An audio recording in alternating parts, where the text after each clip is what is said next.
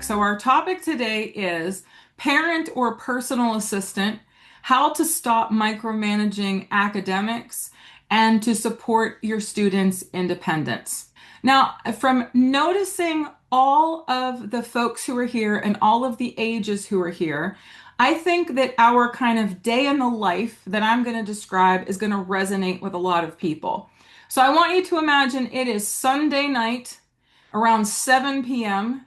Your favorite high schooler or middle schooler, or maybe even a college student, that kind of age, has a really busy week ahead. Chem test on Tuesday, civics test on Friday. They have to turn in money to the band director because everybody's going to see a concert over the weekend. And the only issue with this is your kid doesn't seem to recall any of it. Now, at this point, you are becoming less of a parent and more of a personal assistant, not only keeping track of everything you have to do, but you're also managing this kid's schedule. And I hear a worry all the time with the parents that I work with. And the worry is if I don't keep track of all of this stuff, what is going to happen to this kid? And this may be a Sunday night that you have experienced before, where you know everything that's going on, but that student who you love so much is kind of oblivious. And that's exactly the kind of stuff that we're going to talk about today. So, our webinar, we have three things that we're going to cover. We're first going to talk about executive function and motivation. We need to understand how these work together because a lot of times, as we're having those Sunday nights and we're thinking, okay, kid, you're not taking care of this. I have to do this. We may be thinking, like, why are you not motivated to do these things? That's the first thing we're going to address. We're going to talk pitfalls and power moves. We're going to avoid being the micromanager, avoid being the PA, and start to adopt some coaching insights. And I'm going to talk a lot about the coaching that I do every single day with my students here at Educational Connections. And we're also going to talk some scenarios at the end, some kind of types of students that I see when I work with them in my sessions, and I think that this is going to resonate with a lot of people. Judith already already said that my little story about Sunday night, she goes, exactly, you got it. Yeah, I think we're maybe all in the same boat here. So that we're going to dive right in to executive function. What are executive functions? This is my favorite graphic to organize and to explain what executive function is. So, executive functions are those driving forces in our brains that have us go through all of our tasks, and they all work together. Okay. So, you can see here that these are all like interconnected gears. And I want us to kind of like focus on the one that says organization. If we have that turning, we're keeping our work organized, we're keeping track of what we have to do. Well, then task initiation is moving, time management is moving, planning and prioritizing is moving. So if we have one of these going, it gets the other ones to start moving too. But we have a foot on the brake, and that foot is representing our favorite student who is not engaging in these processes. They have that foot on the brake. They're not doing the planning. They're not keeping track of their schedule.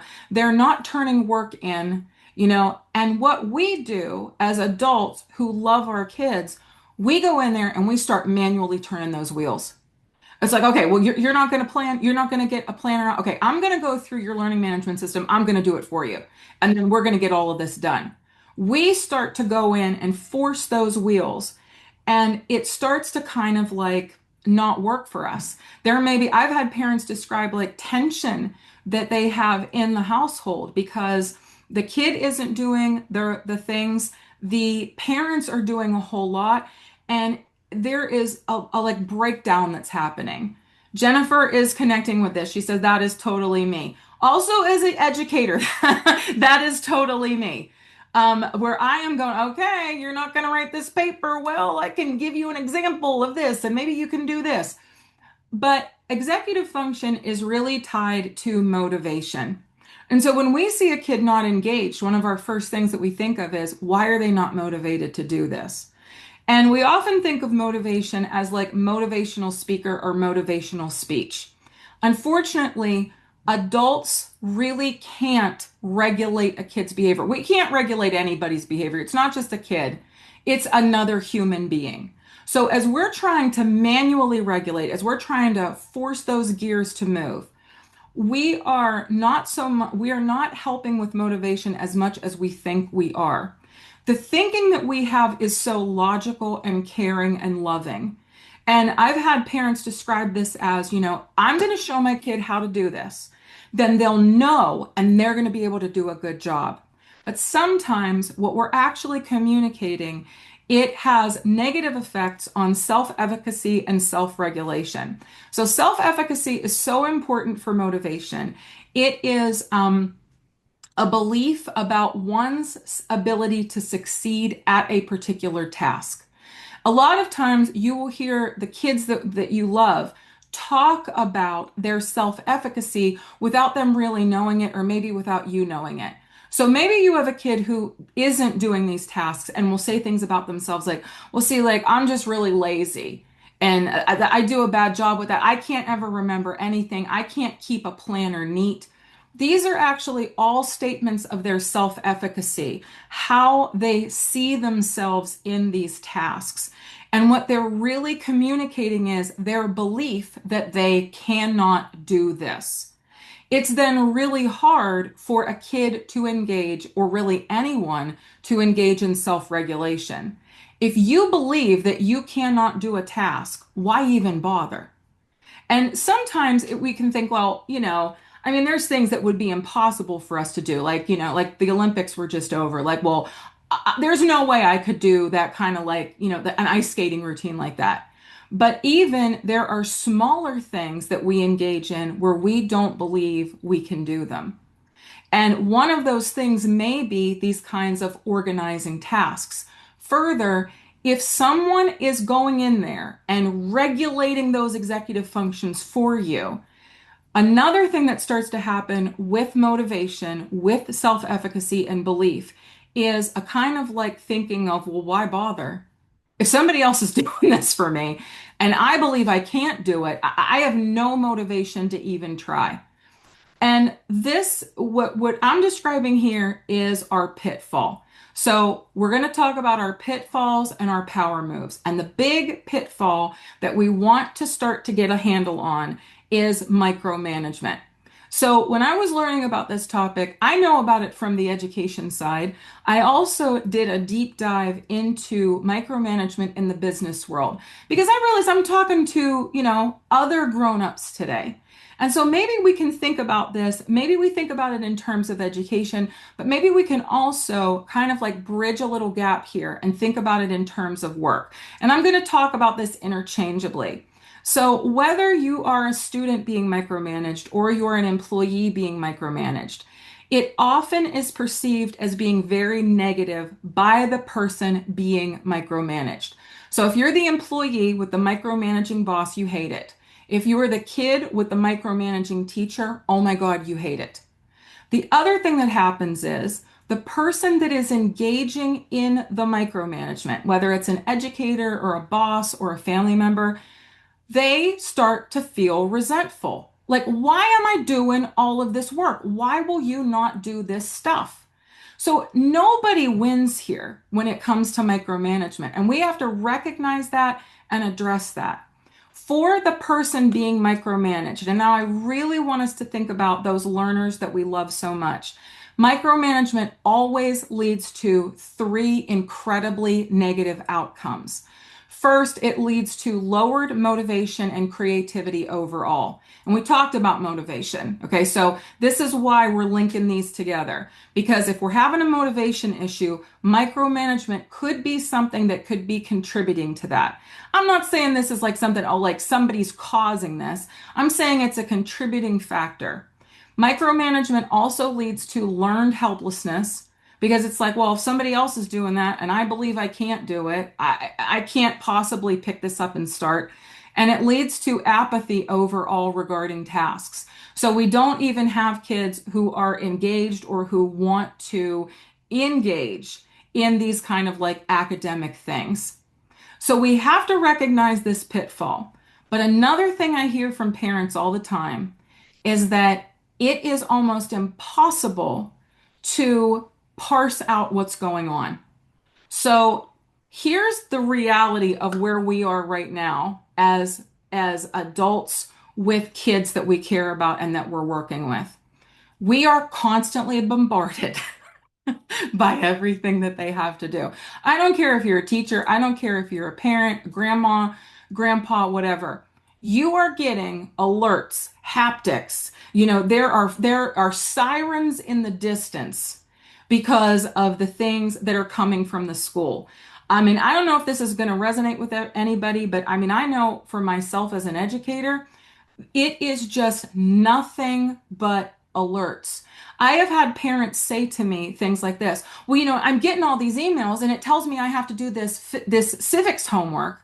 The parent is saying that, not the kid. I've also had parents tell me that all of the alerts, all of the emails and stuff, there's almost a feeling of hopelessness. Like, how do I get this all done? Many times when we as adults are getting official emails, official text messages, those are tasks we have to do. And so when we're getting those as parents of students we love, we're taking those on as our tasks. I have had parents tell me, like, I don't know how to get this done and do my job because, again, all of these things are coming in. So the first thing I have is it's a tiny suggestion. This isn't going to work for everybody. My suggestion is to customize those alerts, customize those emails that you're going to get. And so what I had on these last two slides are screen caps of a real learning management system. And it may be the one you use, yours may be different, but every single one of them has a parent portal where you can customize how it works. Maybe you don't need to get all of the text messages about the school bake sale, the school blood drive, but you want to get the progress reports. You want to get essential emails from teachers, and you want to know a week in advance when the tests are coming up. You can take that down to the most essential things, all of the different things. Like, I mean, I know I was working with a parent the other day and she was telling me, okay, so now would you look at these for me? And she has all these emails out. And I was telling her, okay, that one's actually in class. That one isn't graded, but she was getting all of them. And it's hard to figure out which ones are important, which ones aren't.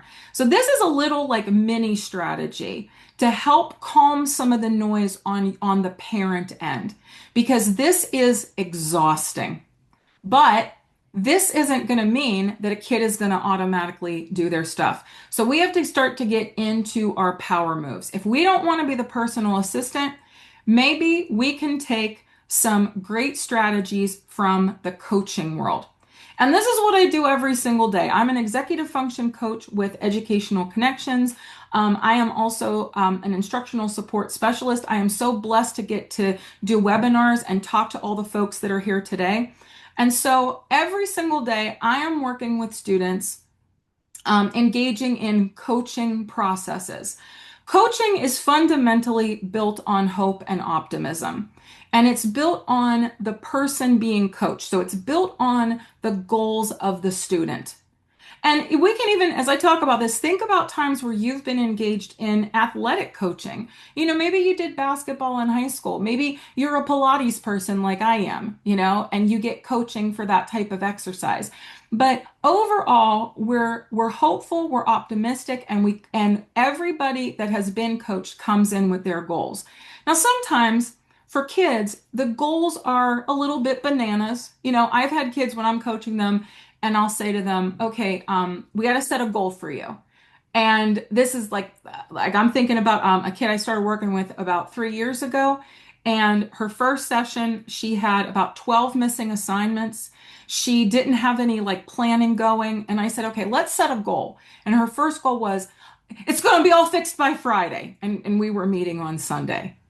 That is a dream. that isn't the best goal, and that's okay.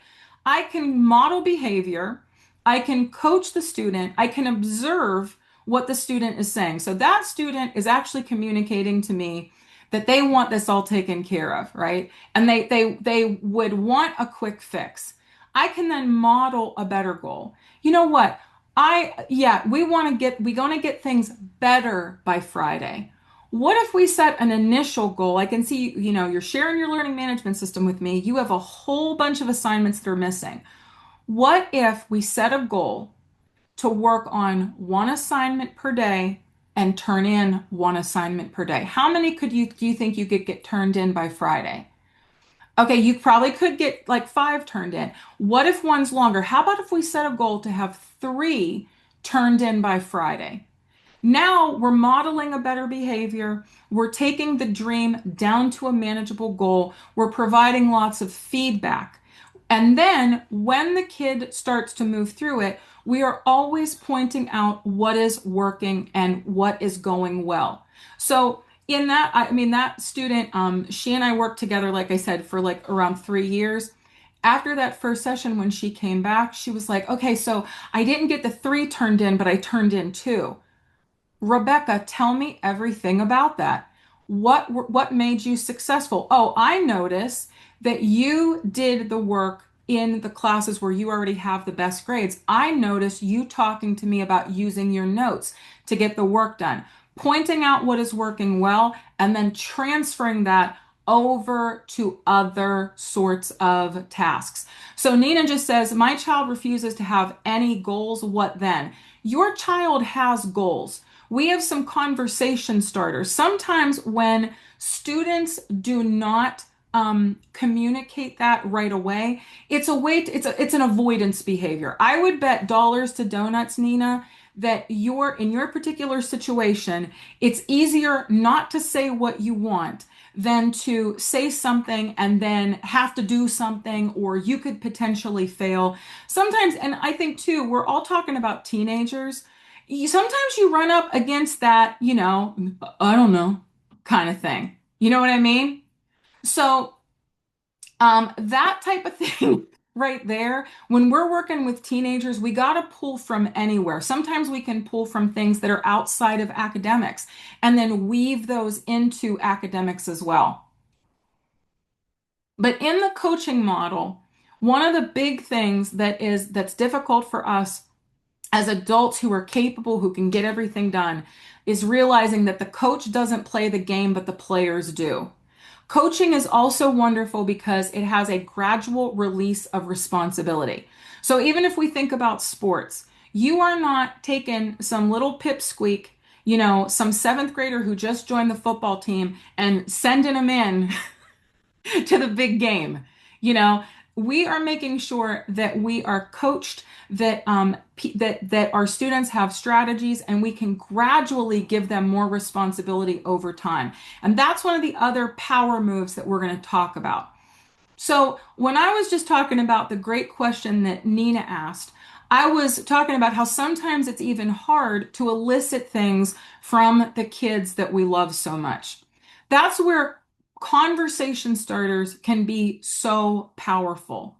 And our conversation starters are really designed to get them talking, not to have us talking.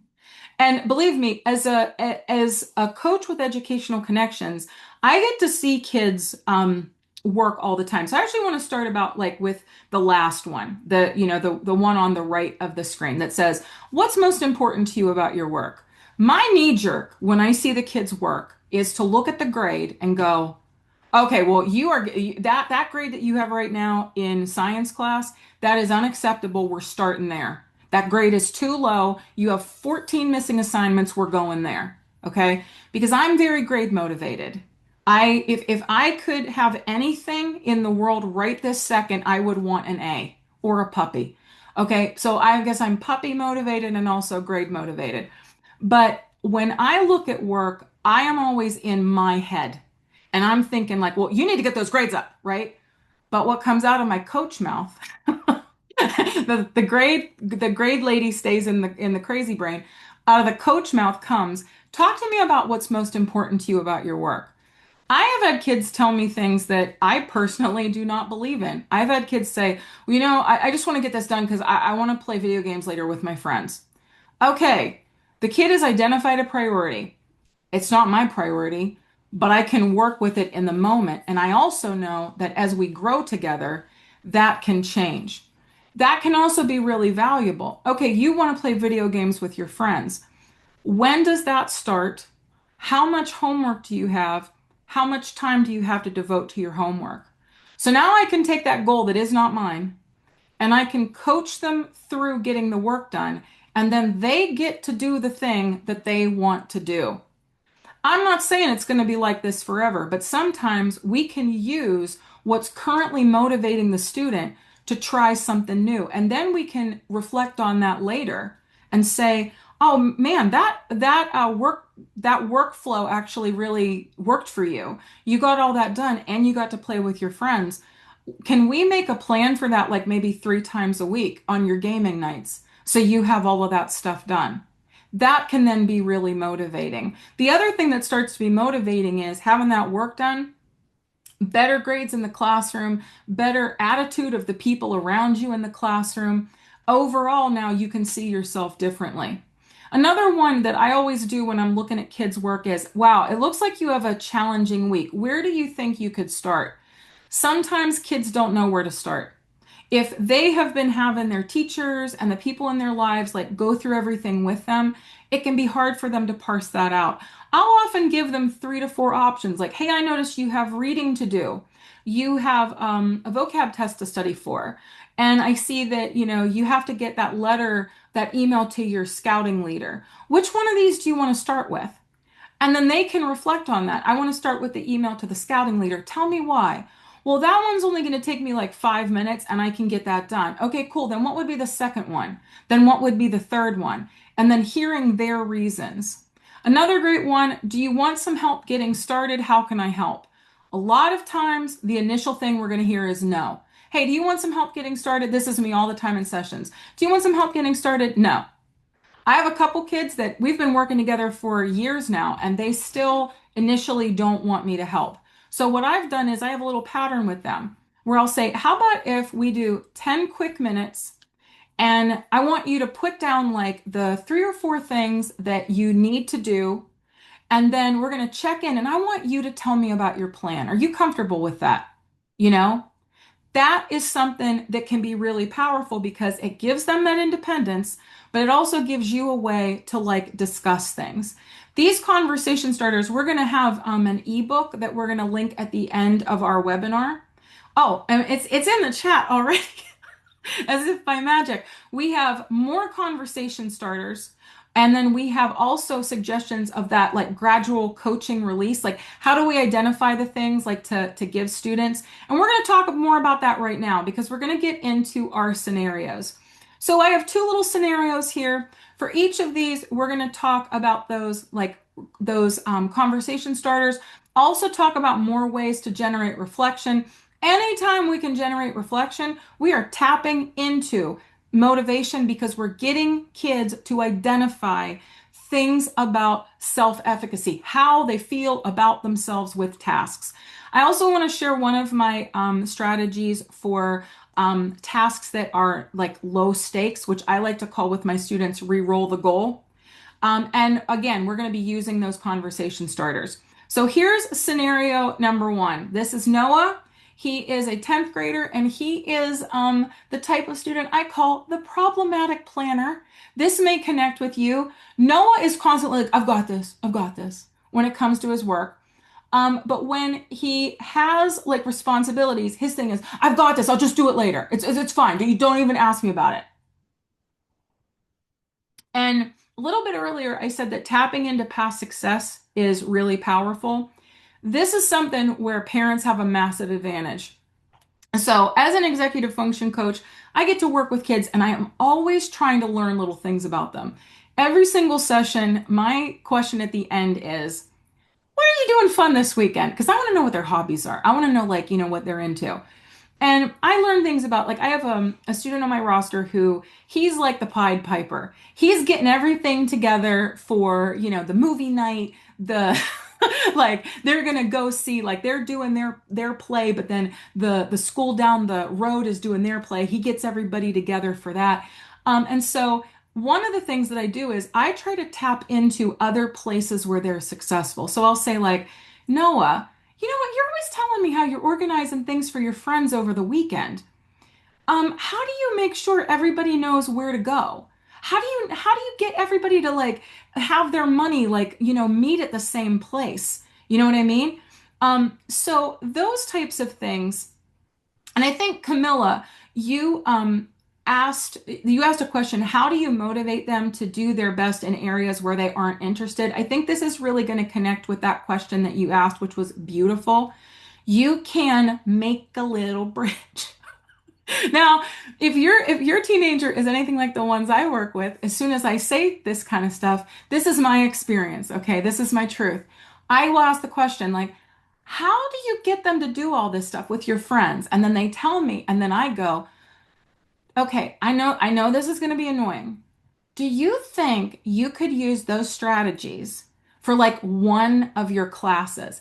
Big eye roll, normally dramatic sigh, theatrical in nature, and then it's like, oh yeah, well, okay, so like maybe in history class, I always get them to first pick the class that they like the best to organize, because we want like gradual release of responsibility.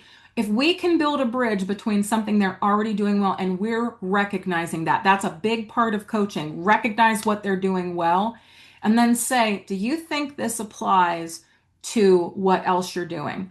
I also use reflection for the things they do not like.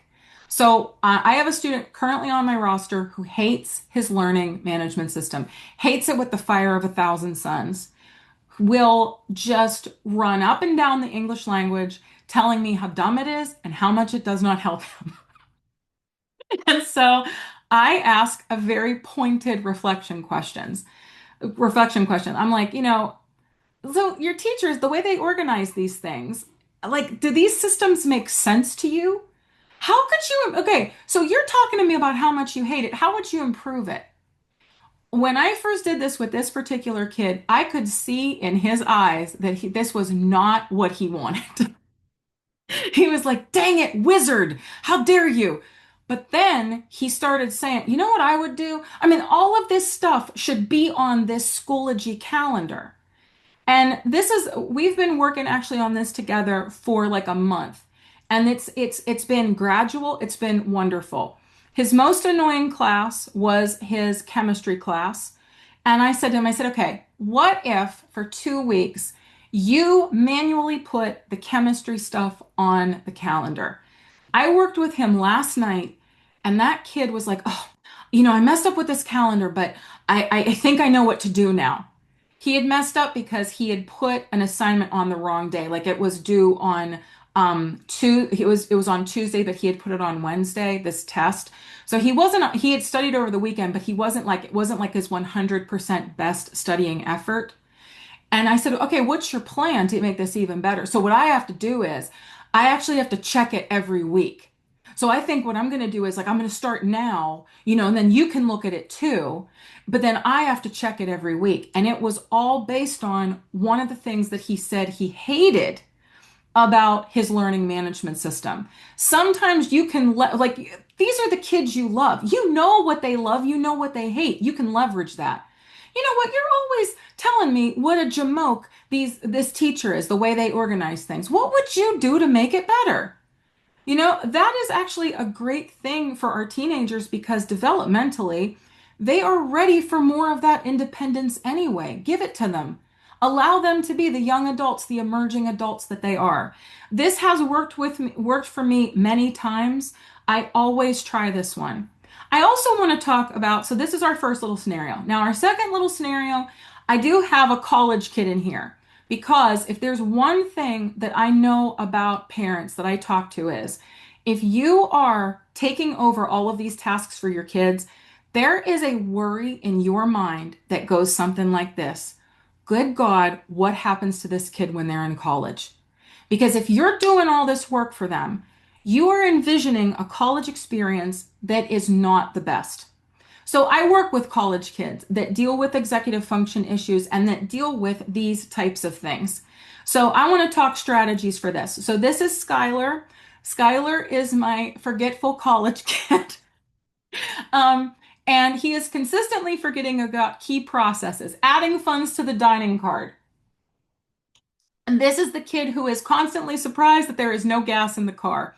Skylar's dad is running around, you know, like a little jackrabbit trying to do everything. Skylar's dad has told me, so what I do is I call the dining hall, I put some money on the card, and then, I send him a couple text messages. I gave him a debit card for the gas money. So Skylar's dad is doing a lot here. Um, my strategy for this is what I like to call re-roll the goal. Notice that everything on this in this scenario, this isn't big academics, right? But these are things that are life annoyances. Like if you go to the dining hall and you are envisioning that bowl of Cheerios and that nice hot coffee, and oops a daisy, there's no money on the card, that can be a real annoyance. But this isn't going to be like the kid's going to turn into like a Dickensian orphan, like alms for the poor, please. It's going to be like one small discomfort that can lead to better planning. So when I talk with my older students about these types of things, and for younger students, we can think about this in terms of extracurriculars. So for example, I have a high schooler on my roster who's in band. And one of her things is she's always forgetting her band bag, like with her flute and stuff in it. As a former band geek myself, I feel that. I was always forgetting that kind of stuff. So, again, a low stakes kind of thing. And so, when I coach a student like this, and this is also a coaching strategy you can use, is like, you know what? That's a bummer. Oh my God, that thing with the dining card. I'm so sorry about that. Do you think that we could figure out a time you could do that? I mean, but before we do that, let's really talk this through. What happens if we don't get that done on time?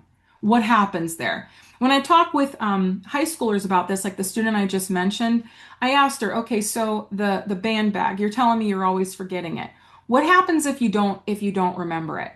Well, then like I just like text my dad and he'll run it out. Okay, cool. What if dad's in a meeting and can't do that? Well, then I wouldn't be able to play that day. And then I always ask them, is there a grade penalty for that? Well, no, but then like you just have to kind of sit there, and I don't want to do that. That's a low stakes thing. It's going to be a bummer for a day, but it's a point of reflection. And we can say, okay, that day didn't work. Let's re-roll the goal. Let's re-roll it. The next time is coming around. How can we do better? One of the phrases one of my coaching phrases that I use with students is, you have the ability to learn from a mistake. That's something you did, doesn't have to be something you keep doing. So you can even think about in your own life how your favorite student has some of those low stakes things. So I've been talking a whole bunch about the students that I work with, about lots of different strategies, and you may be connecting with this. So you may be thinking to yourself, I'd love to learn more about educational connections. I'm going to keep this up on the screen for a little bit. Please give us a call, scan the QR code, visit our website. You can make an appointment with one of these three brilliant professionals, and you can learn about all of the different services that we offer. Executive function coaching would be absolutely wonderful for this type of thing. And it's what I do every single day with students. So I'm going to leave this on the screen a little bit as we get into Q&A. If you have some questions right now, start throwing them in the chat, but I'm going to go back up to a couple other ones. So one of our folks asked, my child is on the spectrum. He has very rigid thinking and limited interests. When he is interested in an assignment, he would spend hours for the assignment that only accounts for 5% of the grade just to make it perfect. Okay, I resonate with this because I work with students on the spectrum all the time. I have a student on my roster. We've been working together for 4 years. Started off when she was in high school. She and I are now working together through college.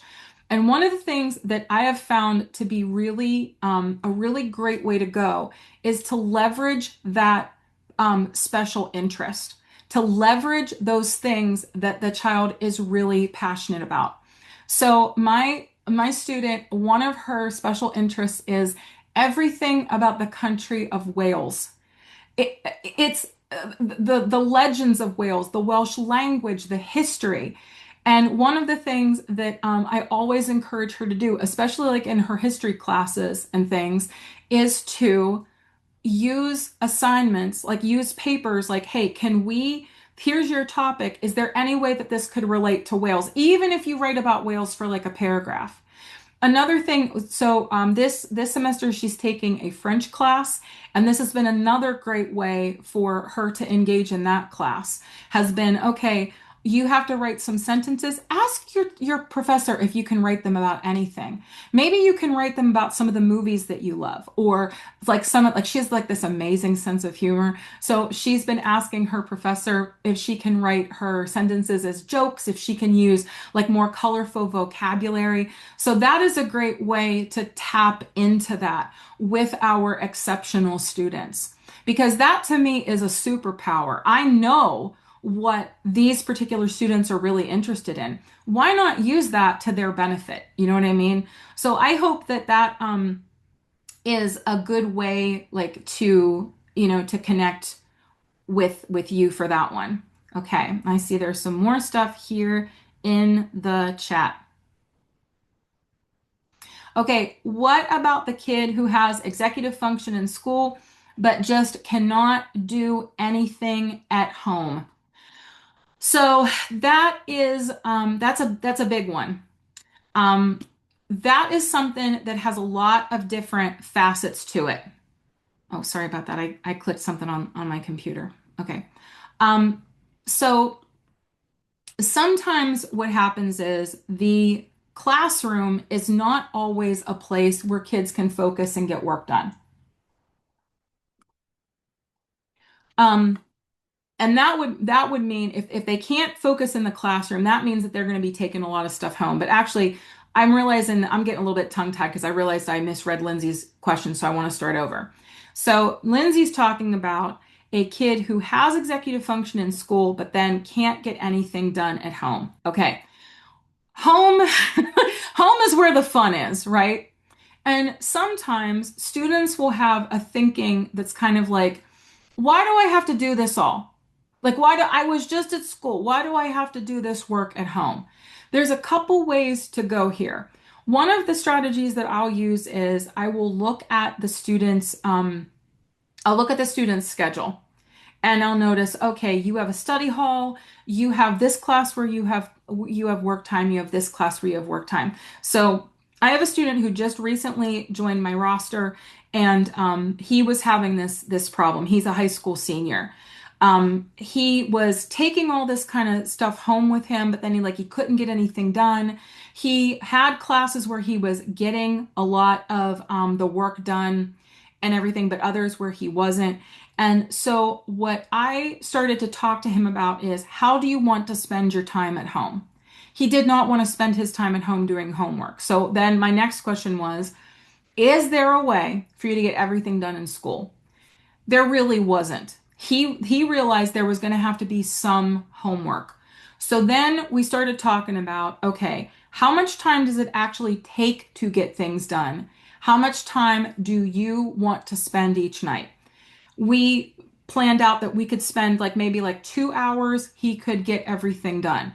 Um, I always recommend the Pomodoro method for figuring out how much time work takes. So the Pomodoro method is a time management method. You use a timer. You can use the timer on your phone. What you do is you set a little goal for yourself. You set an estimate. You say, I have to do like this, like calculus homework. I estimate that it will take me about 15 minutes to finish. A Pomodoro work time is 25 minutes, and then there's a 5-minute break. So you set the timer for 25 minutes, you immediately get to doing the work. The timer is not there to rush you. The timer is there to help you understand how much time work actually takes you. So, Lindsay, for your family, what you could do is identify how long it would take, set the little timer, and then after the timer is over, you look at the work and say, okay, how much did you get done? How long did it take you? And then you can start to set good estimates for yourself. Sometimes there's a subject we're really good at, and like, yeah, it takes us 15 minutes. This is like our top subject. Other times there's a subject where, man, it takes me a little bit longer, or I really have to check my work, takes us a little bit longer. And then we can start to make like a little almost like timetable. Like my math takes me about 20 minutes, but man, my English teacher is bananas. She wants me to write a sentence for every one of these vocab words. That takes me a half hour. And then we can start to organize things accordingly, not saying, well, you need to get this done now and you need to only have this much time, but to say, okay, this is how long it takes you to do your best work. Let's make a little timetable around you. That can really help them get things done at home because then they have a time commitment. You know what I mean? And they also understand how long it takes them to do stuff. When they see that the work isn't taking them as long as they thought it was, that can be really motivating. And that happens a lot where I have kids like, oh, this English takes me hours, and then 25 minutes goes by and they're like, oh my God, I only have one more vocab word to do. What a lovely thing to learn about yourself. So, those types of strategies can be really, really helpful. I also want to address someone in the chat had some questions about PDA. That is something that which is pathological demand avoidance. So I do want to speak about our team at Educational Connections. We are a team of qualified, talented, and degrees like a thermometer educators. And why I'm sharing this with you is because when we work with a student, we are pairing that student with someone who has the expertise to help them. So we work with students who are on a spectrum. We work with students who are dealing with ADHD. We work with students who are dealing with PDA. This is all tailored to the needs of the student. And that pathological avoidance, that is something that is so difficult to deal with because there is just that need to not engage. Many times when I work with students who are dealing with this, I will start to work with what they are most motivated to do naturally, and then again to do a gradual release. Like I want to see, are they going to avoid even the things they want to do? Can I get them to do the things that they're into? Can I get them to add a little bit of that to the other tasks that they're doing? That is always a very slow process for me because what I've learned with PDA is that if I am kind of like pushing something through, like I'm like running like a bull to push something through, that is when the walls are all going to go up. So I go very gradually. I am always coming at it from a place as a learner to really listen and to take things in. Okay, now I'm looking at the clock here. I am willing to answer more questions until 1. Anybody who has to get going, we do have a recording, but I just want to let folks know that it is 12:45, but I am more than willing to answer some more questions because honestly, there's some really good ones in the chat, and I want to talk to people. Okay, so let's do a couple more of these. Okay, so Julia asks, do you talk to the kid or parents about exercise, sleep, nutrition, etc., or do you leave that to the doctors? Okay, that's a really good question. So I am not a medical professional. I am an educator. I am somebody that's going to help you out with like academics and stuff. I am somebody who can help a kid make like basic plans, but any of that kind of stuff, that's those to me are family decisions. You know what I mean? So I my college students, I have to say, like, I do talk to kids sometimes about like sleep. And because as a former late night video game addict myself, I will often have kids that are like, "Oh, I was up so late. I was playing Elden Ring." And I'm like, I get that. I've also beaten Elden Ring because I'm still like a video game person. But I also notice that kids are sometimes making those like teenage choices where you're choosing the fun and not sleeping rather than getting that in. That's something that I do talk about when I notice that the choices are affecting academics. or when I notice the kid is like pulling an all-nighter and doesn't have to. But Julia, I do think that those are more like family conversations. Those are more of like doctor conversations. But that like kind of general, like if I have a kid that's talking to me about how they're always pulling an all-nighter to write a paper or how they're staying up late to play a video game and the homework isn't done, it's more of a general education thing. Oh, and Vanessa asks, can you talk about not focusing well in like the school environment? Okay, this is a tricky one. So, and I understand this on a personal level because when I was a kid, I could not get anything done at school. I think that a lot of people understand that people have different ways of taking in information, of learning.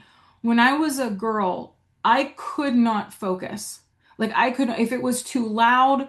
Also, when I was little, like when I went to school, I was an only child and I'd been around my cousins and stuff, but like, man, I was a lot of kids and they were really loud. And some of them were impolite. So it was not my ideal place. I was always more comfortable when I was at home, when I was in a quiet environment, when I was like a library studier type of thing. Um, and so one of the things is identify why it's not the ideal place for them. So is it because it's really loud? Is it because somebody's bugging you? Is it because you feel intimidated? Like, oh no, I'm doing this work and somebody could see it and think it's bad, you know? Um, that type of thing, we want to figure out why they're not working well in the classroom. Some of it can be a self advocacy thing. So it's like if you're seated by some jamoke who's bugging you, ask the teacher to move your seat. Sometimes if it's like, well, I need more quiet, maybe you can go do your work in the library, or maybe you can have a quiet corner of the classroom, you know? So there are lots of ways to tap into what would be a more ideal environment. That's what I would do in my session. I would be like, okay, tell me about why you can't get the work done, and then try to think up solutions to make that the school environment better because it's a lot of sensory information to take in. So Carrie asks, is online tutoring effective for kids with ADHD, especially at the end of the school day? Yes.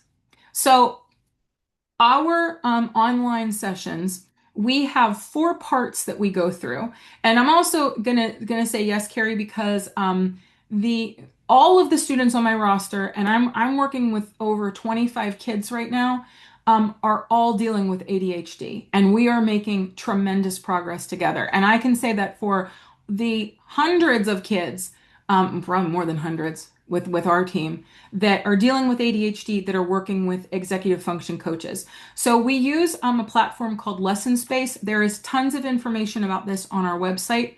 It is for education. It is one-on-one. So one of the reasons why the online tutoring is effective is we are reducing distractions. There is no, like, but like in your house, there might be like a sibling or a dog or something. But we are not in a place where, maybe you go to a tutoring center and like everybody has a table, but there's lots of different noise. Who's over there? Who's getting up? It's one-on-one. The other great thing about our system is we are working with that child's work. And there's no like, oh, I got to lean over the kid's shoulder and look at the Chromebook. Share your screen. Let's look at it together. Let's make a plan. Let's write it all down, do some work together, reflect on what we're doing. It is tailored to that student. The other thing that I do love about our system, and I'm somebody that I've been an educator now for 18 years. When you are doing something like in the home, there's always like that 15 minutes of like, okay, take off your shoes. You want to drink a water, pet the dog, greet everybody. When we do our sessions, we are getting a power hour. It is all focused on that kid and their work. And there is no one else in there. Our lesson space software is also private to each individual child. This means that we can continue to track progress. So week to week, we can look at what we did last week, what we're doing this week, you know?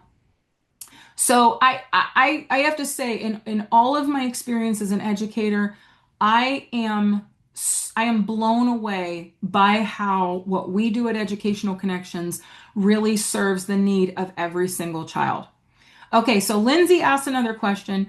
Do you have a recommendation on how to empower the kid to advocate for what they need with their teachers, making up a test, etc.? Okay, this it oh, Lindsay, let me tell you something. If I had $1 for every time I have run in up against this with a kid, I would have a lot of I could go on vacation. Okay, I'd have so many dollars. So this is a big one, especially for our middle schoolers, our high schoolers. Like, well, I don't want to say anything. You get that like little mousy teenager thing going. One of my first lines of suggestion for this is, would you feel comfortable emailing your teacher? So I will, and I always offer, like, do you want you and I to brainstorm how to write the email together? Many times, kids are more comfortable sending the email than just saying something out loud. Now, if they're not comfortable sending the email, I always come in with this one, and I'll say, you know what? If you, this is just my thinking here. You need to talk to your teacher about making up that test. If you send the email, you can actually go talk to the teacher and start with, Mrs. Smith, I sent an email about making up my test. Can I talk with you about that? So it gives you something that you can say, like it gives you a structure. 9 times out of 10, they are that it's like, oh yeah, I can do that. Okay, so I don't have to like, just walk up to somebody as if they've never met the teacher before in their lives. And it gives them that structure so that they are saying the right thing. Also, when you write the email, you can then review it. Like, how do you like that wording? Or, I always also coach them to put something in the email, like about like something they like in the class. Like, and I'm really looking forward to the unit we're doing about ancient Egypt, like whatever. So then they feel like sometimes kids will express to me that they don't want to be like a burden, like they don't want to be a bother, they don't want to seem bad. And so I always coach them to put something in there and tell them, like, look how nice this is going to be. That she's going to see, like, she's going to be like, oh, what an academic you are.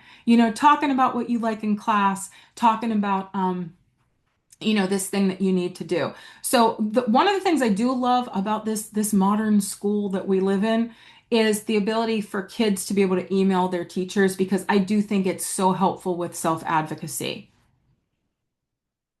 Oh, so we have a question. What is a good strategy to get a student to agree to coaching? So a lot of times when and this is something like as a coach, I I just I want to be really honest. It is very rare that I get to work with a student who has initially chosen for us to work together in coaching. So in our team, we talk a lot about the cycle of change. And the cycle of change is something that we go through for all of the changes that we have in life. Like let's say I'm just going to pull something out of imagination that isn't happening. Let's say I have to clean a room in my house before furniture is delivered. And I know that I have to do this. I know that I have to make a change. I know that I have to get all that darn stuff out of there and actually put it away because the furniture's coming. But I'm not ready to even make an action on that. I'm not even like, I'm like, oh, I'll do it later. Oh, I don't need this right now. That type of thing.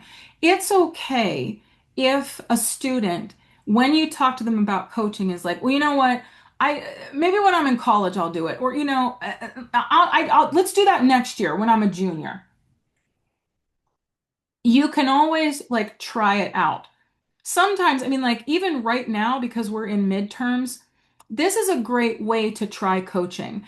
If you're worried about grades going into like the end of the school year, this could be a great way. Listen, what if we tried it like right now and let's see if it makes getting good grades easier. Let's see if you have less stress. You know what I mean? It's a great way to go because then they can try it, they can have a definite goal.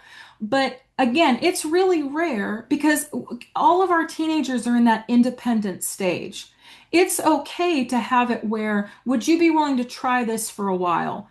In my experience, what I learn is that as students engage with it, the coaching becomes so valuable to them.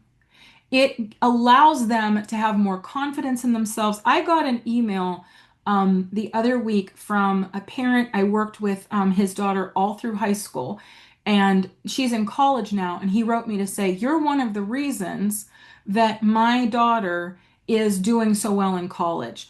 And I noted for him that I worked with his daughter 1 hour a week, and there are 168 hours in the week. But that 1 hour a week helped that student gain some of the strategies that she needed so that she could be successful on her own. It's a small portion of time, but it has a definite impact. That's another way to talk about it.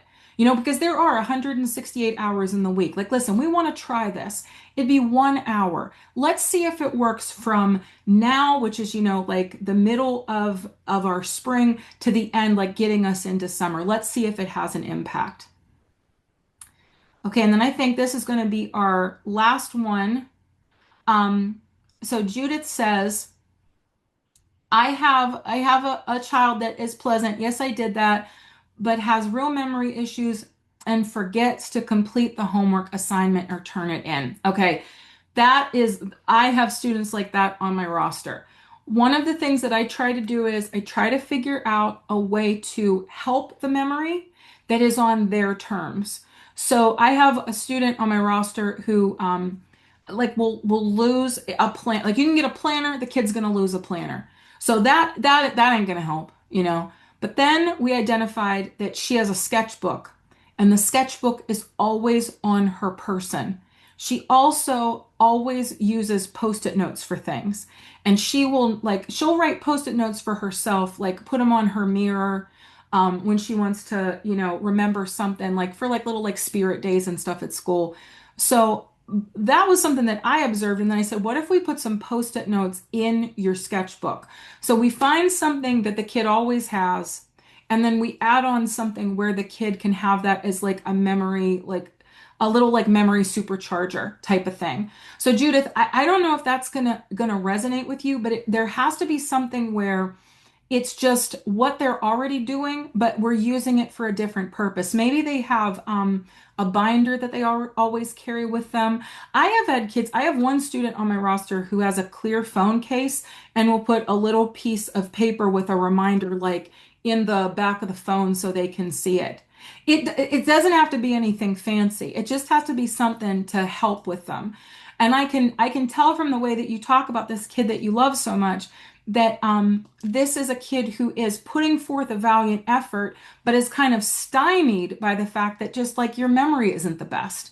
So anything to help with that, I would be willing to bet that kid could maybe even help to identify something that they could use as a little memory, like, supercharger. Okay, so I'm looking at the clock here. I wish that I could spend all day with you. Um, but that would be me being selfish because you have like other things to do. Thank you for being here today. Thank you for these amazing questions about motivation, about executive function, about the tasks that your kids are working on. I hope that you have a glorious day, and I hope that I get to see some of you at some of our next webinars. Thank you for everything.